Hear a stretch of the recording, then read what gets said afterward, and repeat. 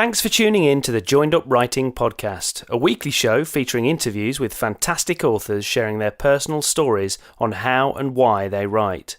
There's hints and tips for aspiring writers and great book reviews from top bloggers. Follow us on Twitter at JU Podcast. Right, cue the cheesy theme tune. Put down your pen and stop your typing. Grab yourself a drink, 'cause it's Joined Up Writing. The Epilog. Yes, hello and welcome to the Joined Up Writing Podcast, The Epilog. And this is our quick little bonus show that runs between our longer interviews where we ask our guest little bonus questions. So today it's the turn of Matt Johnson, and make sure you go and check out his full interview from episode 62. But Matt is an ex-soldier and ex-police officer and author of thrillers Wicked Game and Deadly Game. Matt's going to be talking to me a little bit about authenticity in crime fiction, but before that, a quick update from me. So, writing of my own crime novel, Safe Hands, which I've mentioned before on the podcast, well, that's continuing to take shape. This week I was writing a new opening chapter, and I took it to my writing group and got some really useful critique.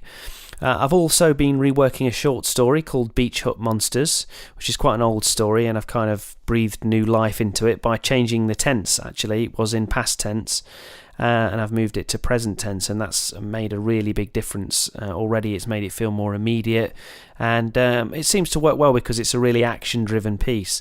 So what about you? How are your writing projects coming along? Have you had similar experiences? Maybe you've changed the tense, or maybe you've messed about with the point of view of the story. What about any other tips that you want to share, or maybe little tweaks that you made to an older story that sort of brought it back to life? So let me know. Why don't you let me know at joinedupwriting.co.uk, or you can tweet me at JUPodcast.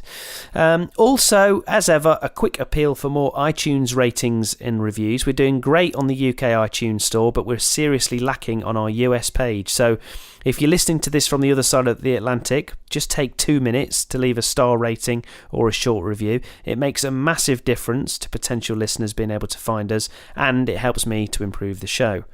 Okay, let's get to today's mini chat with Matt Johnson, where we talked about authenticity in crime fiction. Matt, thanks for staying around for the Epilog, our little bonus show.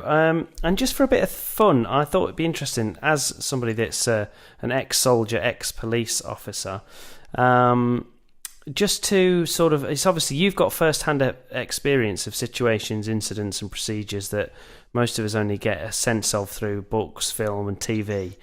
And I just wondered, what are some of the common mistakes that you see with police or military situations in terms of how they're dealt with in film and fiction? And do you find it distracting if they take liberties or get major things wrong? The answer to your question is a sort of a complicated yes. I do find it distracting. It's harder, I think, for an ex-serviceman and an ex-policeman to read books which are about the job that you've done. Mm-hmm. And they're written by people who don't come from that world and are trying to portray something as being authentically representing that world, and they get it wrong. Mm-hmm. You don't expect perfection, but you do expect it to be fairly accurate.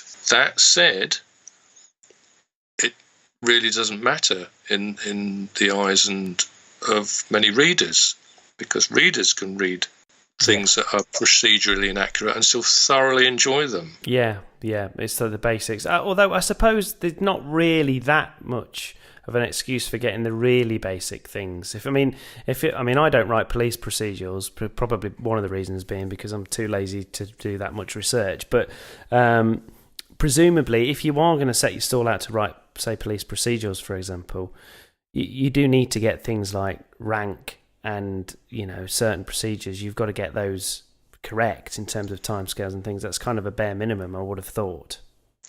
You would say that, but then, a classic case in point recently is Line of Duty on the television. Oh, right, yeah. Line of Duty in terms of procedure, dialogue, loads of kinds of things, very, very inauthentic. Yeah. My God, what a fantastic story. Yeah, yeah. Brilliant entertainment. Yeah, if you can suspend your disbelief, then it's fine. You can kind of go with it. I mean, I must admit, I haven't watched the most recent series of that, but I know I watched the first couple of series, and I really, really enjoyed it.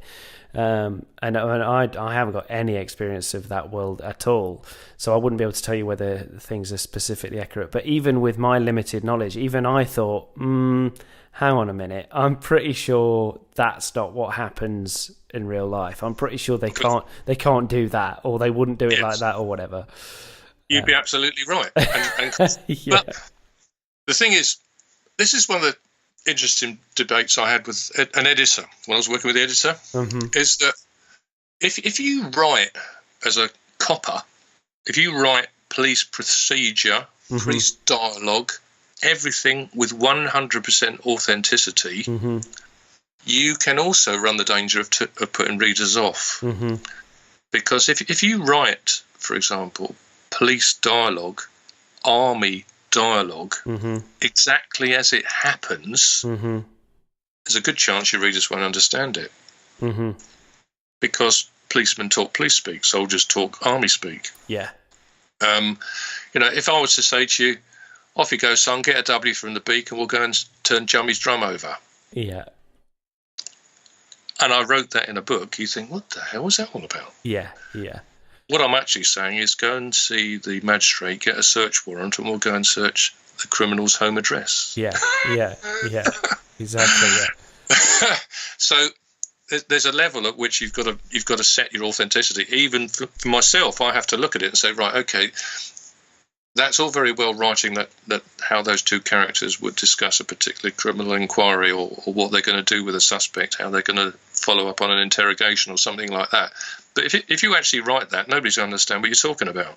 Well, a good technique that's often used in those situations is to put an outsider in the situation, isn't it? And have it seen through their eyes, so they can ask in inverted commas, the stupid question, or the reader's question, if you like. Like you just said, what the hell does that mean? Or can you say that in English, please, or whatever? Yeah. Yeah, and I do that. I'll, for example, have two soldiers talking, and I'll have them use an acronym. Yeah. And then I'll have a little paragraph later or so. One of the characters will reflect on it, and you'll learn what that acronym meant.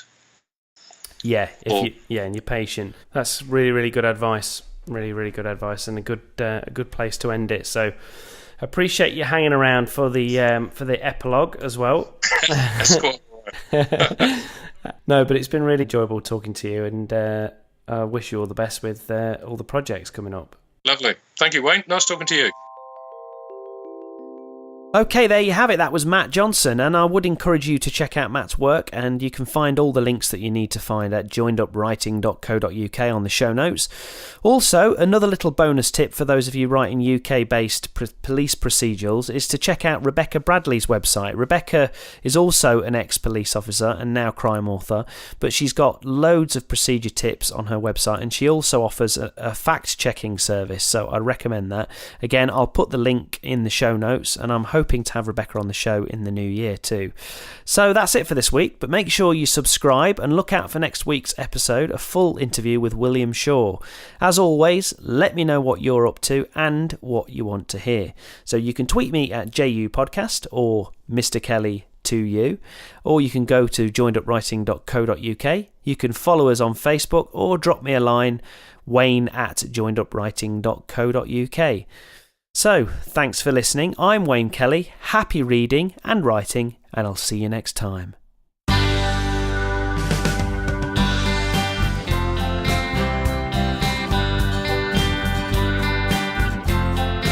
Joined up